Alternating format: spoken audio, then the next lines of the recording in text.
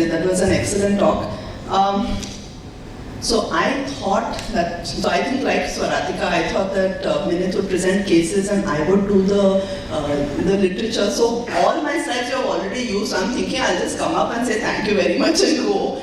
Or I can do it like a quiz, and maybe if you all have paid attention to minutes, then you all can answer the question and I won't show the slides. What do you say? Akhil, up for that? But Akhil can't answer, Minit can't answer, then everybody else can answer. So I will go relatively quickly. Disclosures, nothing. Unfortunately, nobody has given any money for any geriatric study or anything like that, but this is general disclosures. So background also, we have been talking for the last 2 or 3 hours. Lung cancer is an older person's cancer, but all the data that we have is from younger patients, by and large. So this is the disconnect, unfortunately, with the way we practice. Patients mostly have been excluded, the older patients, from all our pivotal trials, but we know aging results in various non-oncologic vulnerabilities. So whether it's worth treating the patient is the issue. So is the patient having other comorbidities or other issues that will be more important to them than the lung cancer, that will cause them more problems. So are you, with treatment, are you causing more trouble or are you benefiting the patient? So that's a competing risk of death and possibility of increased toxicities. And management is complex, we all know that, specifically more complex in older patients, and we don't have robust evidence. So what is the evidence? Does chemotherapy prolong survival in older patients with lung cancer? So do we have evidence of this? Okay, so now this is not rhetorical, I'm actually asking. Amit, any thoughts? Sorry, welcome, good morning. So sorry, actually, you sit down because you are not there for Minit's talk, so you sit down. Somebody who was there for Minit's talk, sit. Sorry, I won't put you on the spot yet. Still, I would like to say that in our practice, it's surely chemotherapy, even in older patients, surely provides survival benefit. The only thing is we have to select the patient correctly and the dose. It's always not that we have to give a 75% dose also. Even 50% doses we have seen, if we start and the patient can go on long. The only thing we have to select correctly. Perfect, full marks. So yeah, we know it started with this very nice acronym ELVIS study. So chemotherapy versus best supportive care. It wasn't that long ago. It was in 1999. So patients were randomized to single agent vinorelbine or best supportive care. There were just in 161 patients, all patients over 70. So bulk of the data at least of chemotherapy in older patients has come from this Italian group, so led by Dr. Gridelli. So patients who had advanced cancer were given only weekly vinorelbine or best supportive care. Response rate was 20%. There was toxicity, so grade 3, grade 4 neutropenia and 10%, grade 2, grade 3 anemia and 16%, constipation, fatigue. Consistently better quality of life. So now again, there's an issue that you're giving something that causes toxicity in these patients. Does that toxicity worsen their quality of life? Or does the chemotherapy lower the symptoms of the disease and therefore improve their quality of life? So this definitively showed that their quality of life, so the bottom panel that you can see on the left side of the screen, so all the lines that are to the right of Unity are improved by chemotherapy. So dyspnea, cough, let me see, all sorts of pain, like pain in the chest, shoulder, use of analgesics, all of that improved with the chemotherapy. There was certainly worsening in alopecia, of course, in neuropathy, some sort of mucositis. But in general, overall quality of life was improved from giving chemotherapy. Overall survival was improved. So, and this is not like 20, 30 years ago, they were measuring the overall survival in terms of weeks. Like this is like such a sad situation. Right? So the single agent vinorelbine gave a median overall survival of 28 weeks. And best supportive care 21 weeks. So hazard ratio of 0.65. 1 year survival with single agent vinorelbine was 32%, with best supportive care was 14%. So clear benefit to chemotherapy in older patients with lung cancer. So does a non-platinum doublet improve efficacy as compared to monotherapy? Swaratika, stop chatting and you answer this now. You were there for Minit's talk. Should I put you on the spot or you say no, pass? Do I have the option? Nah. You sat in 3 row for long enough time, nah? What do you say, Dr. Kumar?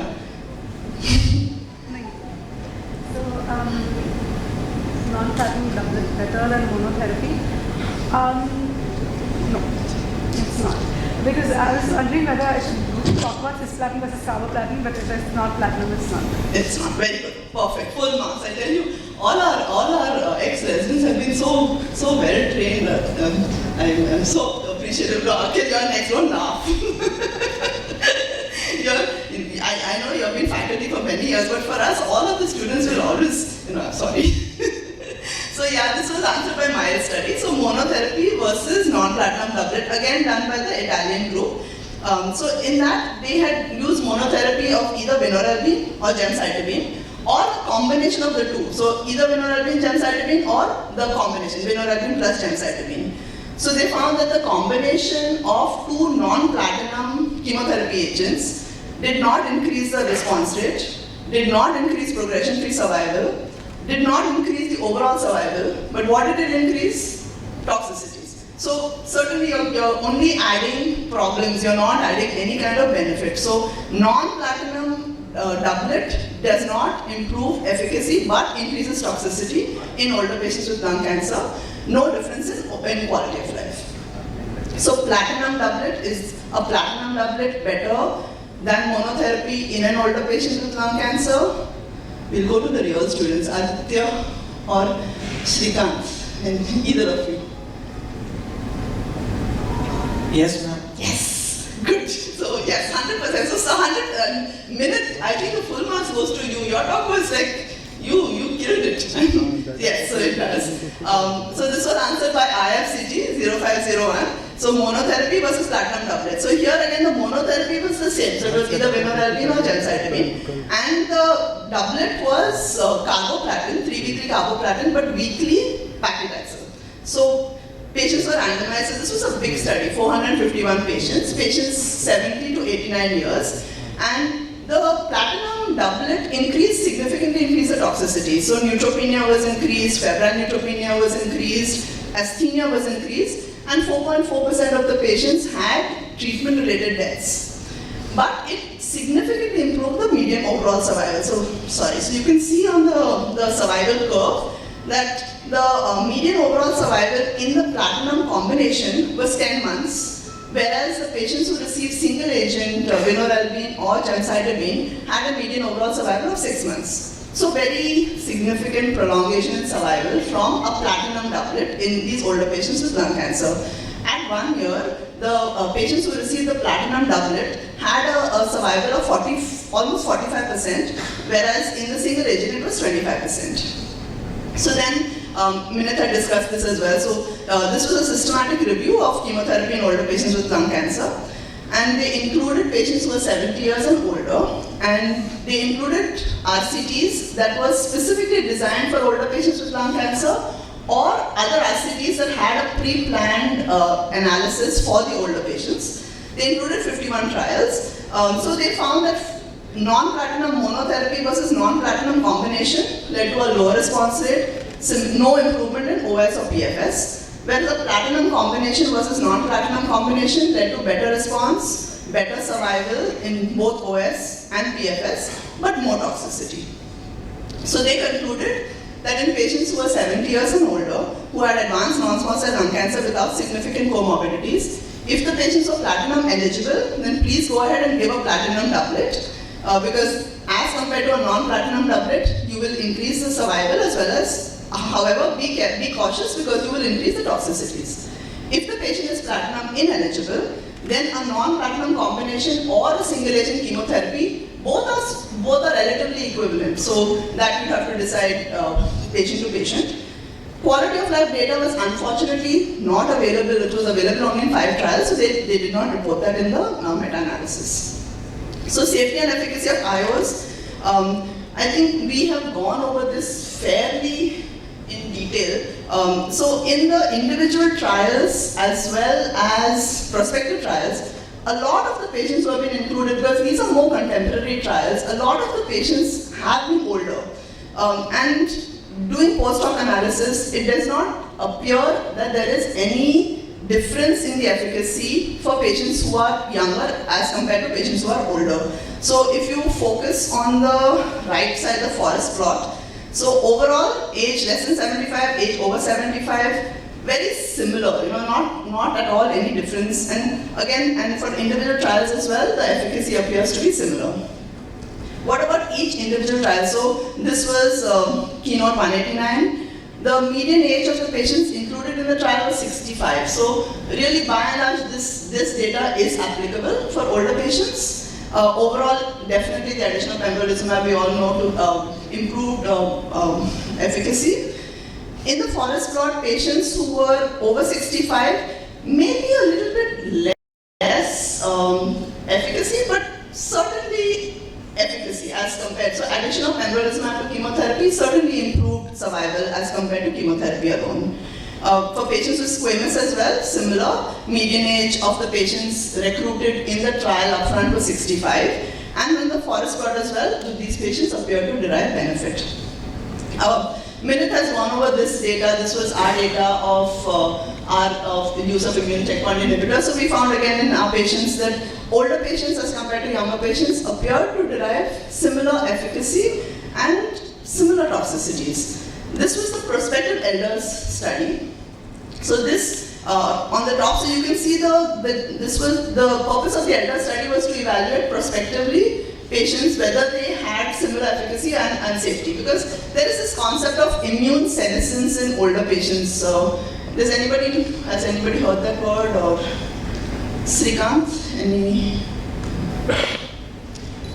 I heard about it that immune senescence means there would be weakening in signaling and responses as we see in younger patients or Absolutely. So other than with all their other systems, the immune system also becomes older, so less responsive, less efficacy. So then the question becomes whether the safety and the efficacy, that ratio that we are looking for, does that remain the same in older patients? But it appears to be the same.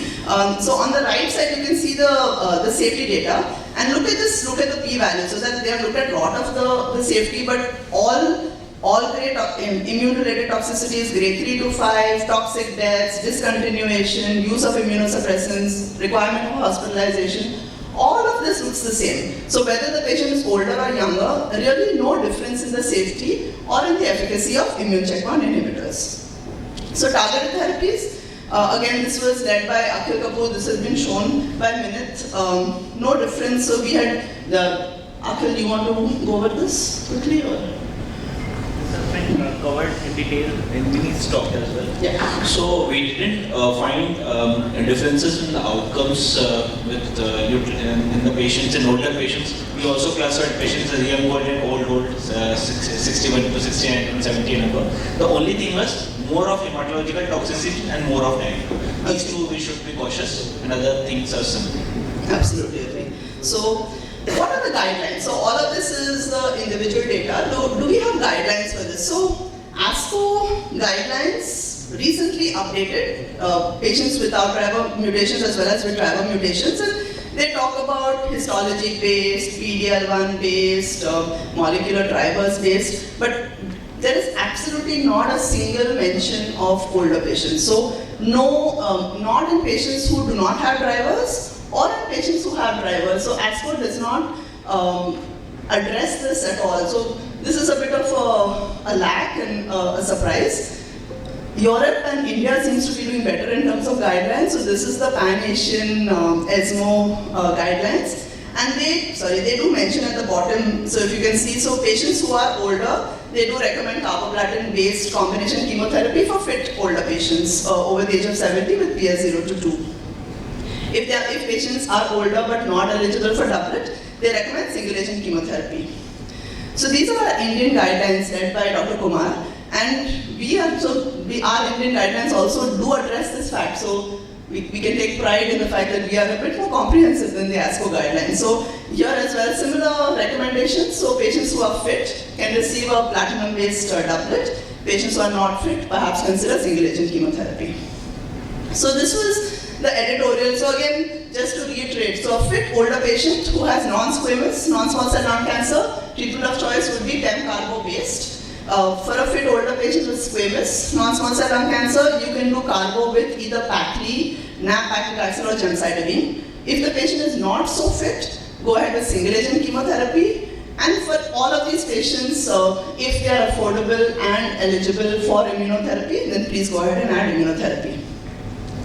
So all these studies that we looked at, we talked about the overall survival. And every workshop that we do, there's always somebody who says, geriatric assessment, usse kya farak padta hai, survival doesn't improve, you do this whole long assessment and you're not making any difference in terms of hard endpoints. So are we looking at the right endpoint? So we thought, let's actually ask oncologists, what do you think is important in an older patient with cancer?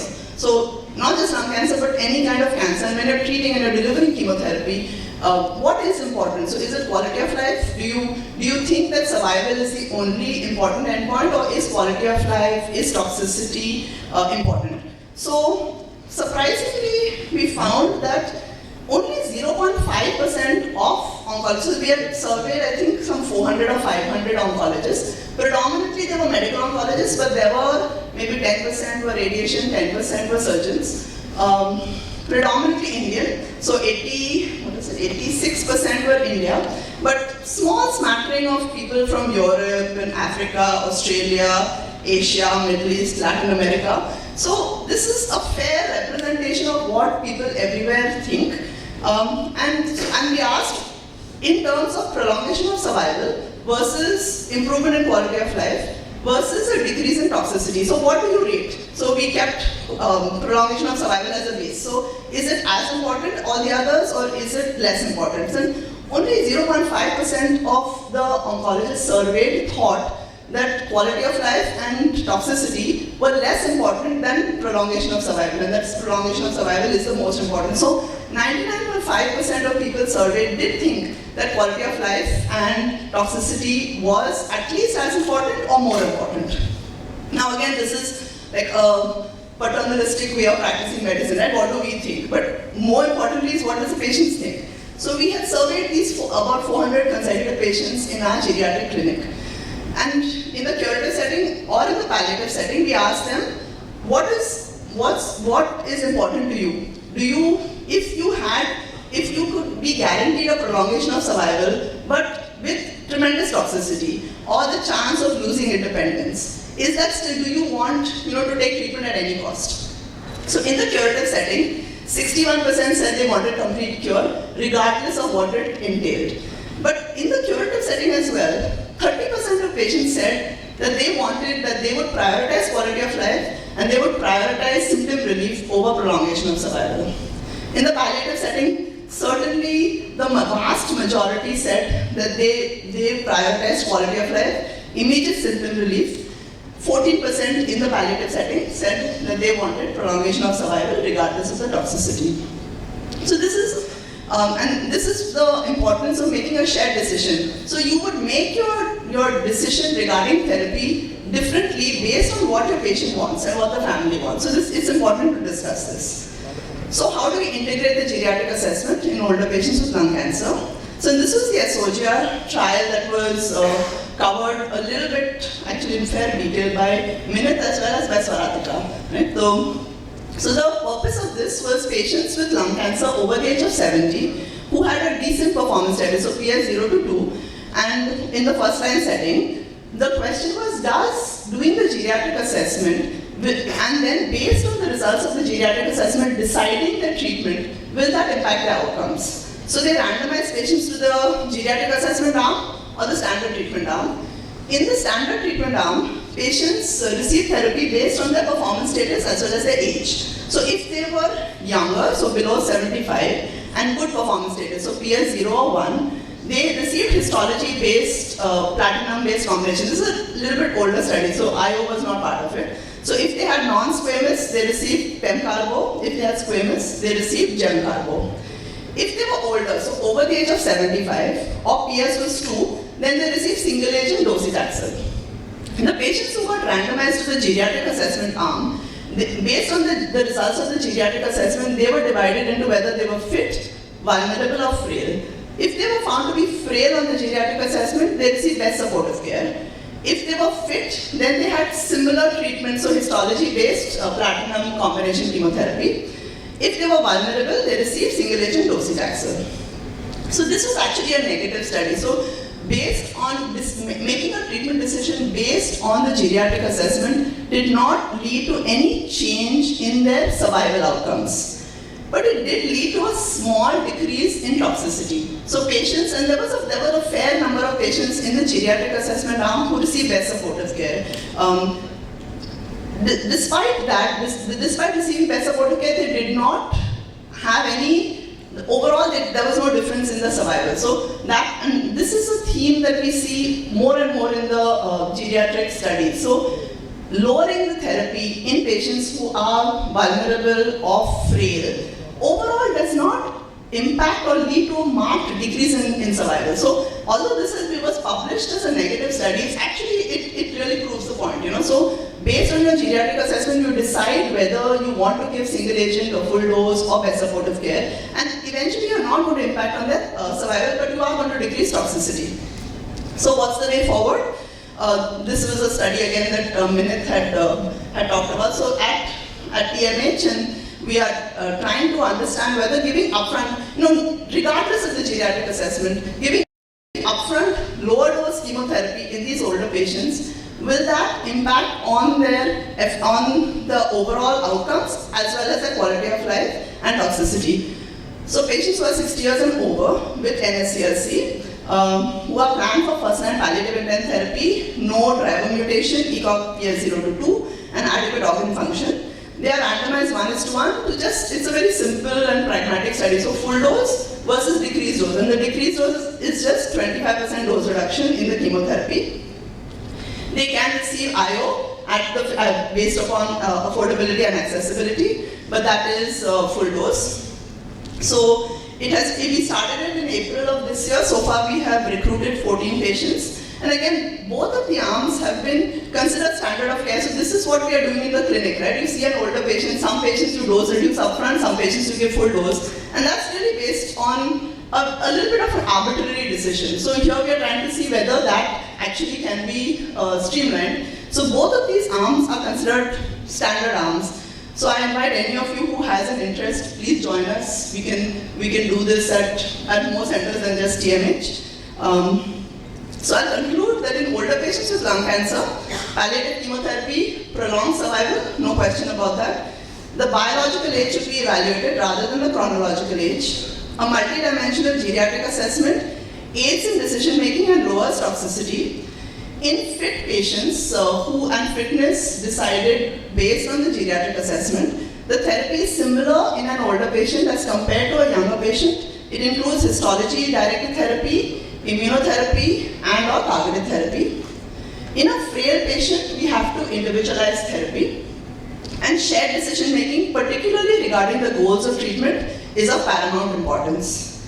So I'd like to acknowledge our entire geriatric team at TMH. Now we have a big team, and this is, we have an ideal team. We have people from all modalities who come and evaluate our patients, so physiotherapy, occupational therapy, a pharmacologist, dietitian, psychiatrist. But I'd like to specifically acknowledge two people who were instrumental in this clinic. So firstly and most importantly, Dr. Kumar Prabhash, who was the driver behind this clinic, and I think he's driven most of the other things as well at our unit, and Dr. Manavli, who supported from the administrative side of the hospital. So immense gratitude. So thank you.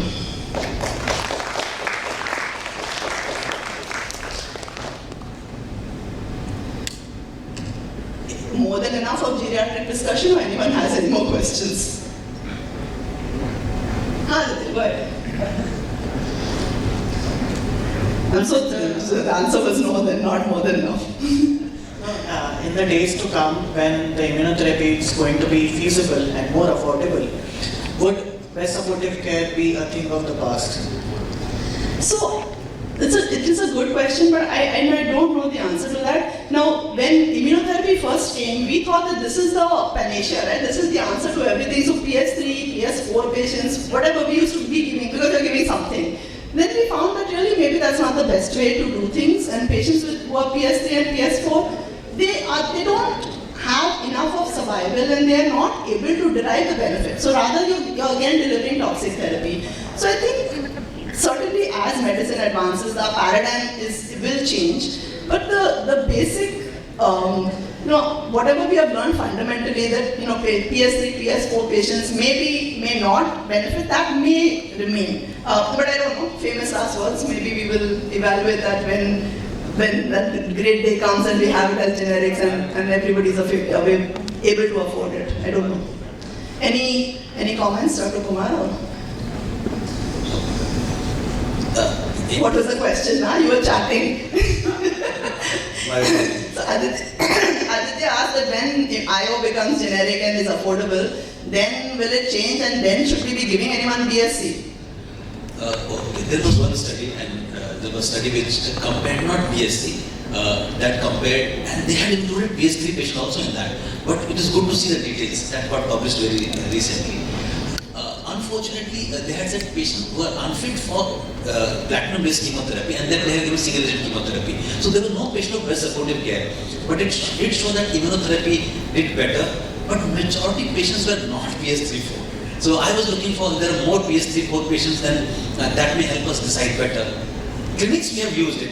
But you remember when we started using and then we found that by and large maybe PS4 patients, so they really don't benefit, right? So once in a while, out of 20, 30, 40 patients, you use one benefit and you remember, and this is what we remember, the first patient of our colleague which we had to give and that we keep remembering. But usually I agree. In that trial also, PS3-4 is hardly any.